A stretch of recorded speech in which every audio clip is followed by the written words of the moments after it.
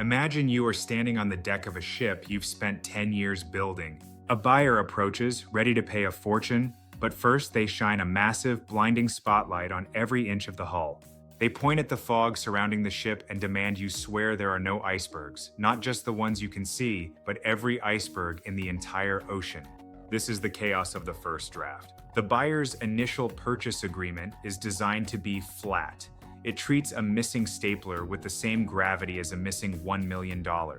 It assumes you know everything, everywhere, all at once. If you sign this version of the story, you are taking on a burden of infinite liability that no human could actually fulfill.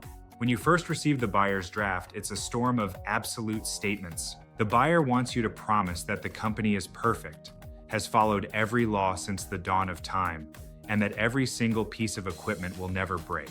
Your goal is to take that overwhelming wall of demands and apply 3 filters: knowledge, materiality, and time, to bring the deal back into the realm of reality. It turns a story of unlimited risk into a story of defined boundaries. It is the art of drawing a circle around what you can actually control, so you can stop worrying about the icebergs you can't see and focus on the value you've actually built. First, the knowledge filter. The buyer says, no employee has ever used a pirated piece of software. The seller's filter, to the knowledge of the seller. By adding these 4 words, you change the story. You aren't promising the software is clean. You are promising that you and your top managers don't know of any piracy. This protects you from the rogue intern in the basement whose actions you couldn't possibly oversee. Second, the materiality filter. The buyer says, the seller has complied with all laws. The seller's filter, has complied in all material respects. Without this, a single $50 parking ticket or a slightly late filing could be a breach of contract. The materiality filter tells the story of the big picture. It says, we might have missed a minor detail, but the core engine of the business is sound. You are asking the buyer to focus on the forest, not every individual leaf. Third, the look-back filter.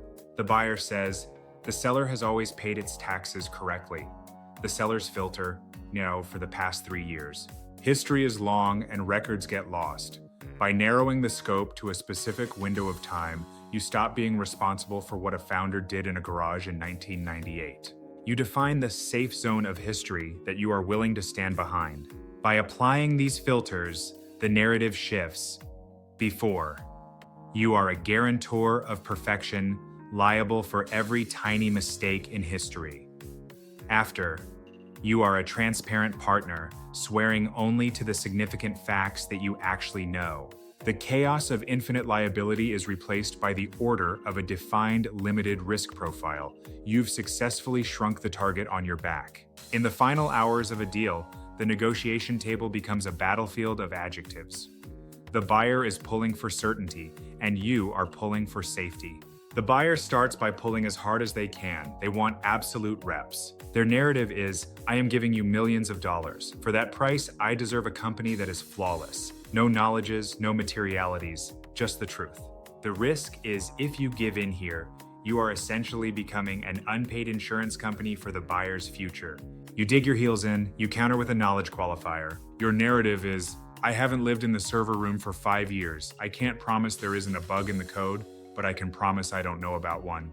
The tension is, the buyer worries you are burying your head in the sand to avoid knowing about problems. This is where the rope starts to fray. The buyer says, fine, but it shouldn't just be what you actually know.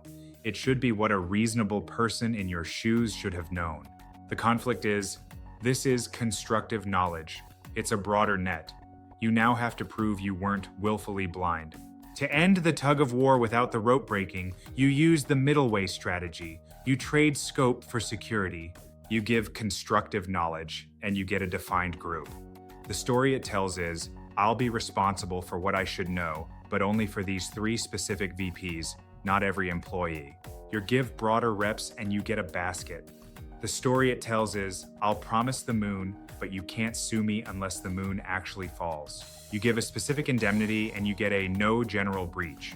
The story it tells is, I'll pay for that one specific tax leak, but everything else is as is. In the conflict strategy, the winner isn't the person who pulls the other across the line. The winner is the person who keeps the tension balanced so the deal moves forward.